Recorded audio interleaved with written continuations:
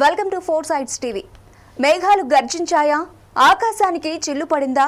Cloud burst కారణంగా భారీ వర్షాలు రికార్డు స్థాయిలో పడుతున్నాయా అని అనుమానం వ్యక్తం చేస్తున్నారు పలువురు నిపుణులు. హైదరాబాద్లో చినుకు పడిందంటే చాలు చిగురుటాకులా వణికిపోతున్నారు. మొన్న మ్యాన్ హోల్స్ లో గల్లంతైన వారి ఆచూకీ ఇంకా లభించలేదు.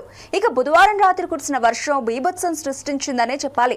నగర రోడ్లపై వరద నదుల్లో పారుతున్నట్టు కనిపించింది. ఒక్క క్షణం ఆగి అసలు ఇవి భాగ్యనగరం రోడ్లేనా అన్న డౌట్ వస్తుంది.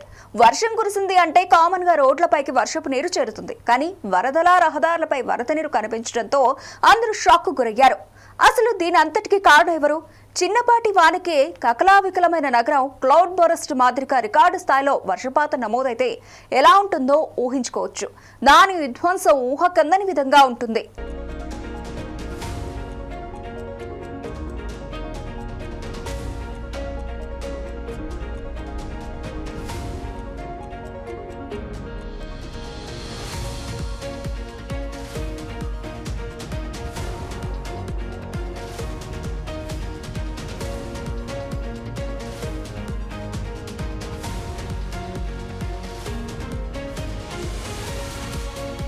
భాగ్యనగరంలో గత రాత్రి ఆల్ టైమ్ రికార్డు స్థాయిలో వర్షపాతం నమోదైంది. చూస్తూ ఉండగానే వర్ష బీభత్సం సృష్టించింది. అల్పపీడన ఎఫెక్ట్తో గత కొన్ని రోజులుగా భారీ నుంచి అత్యంత భారీ వర్షాలు కురుస్తున్నాయి. ఇక తెలంగాణలో వెదర్ అయితే విచిత్రంగా ఉంది. పగలు ఎండలు, రాత్రి వానలు పడుతున్నాయి.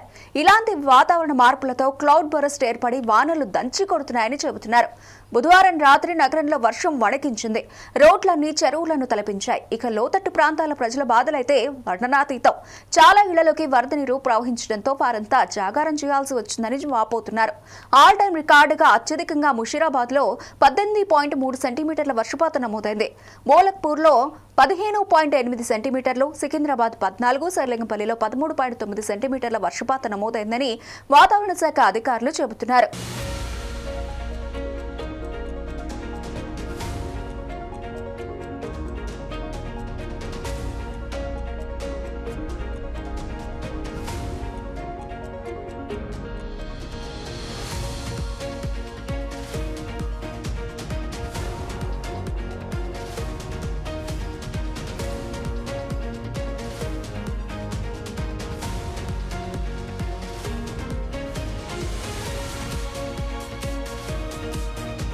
ఇక వాహనదారులైతే నరకం చూశారు. రోడ్లపై కిలోమీటర్ల మేర ట్రాఫిక్ జామ్ అయింది.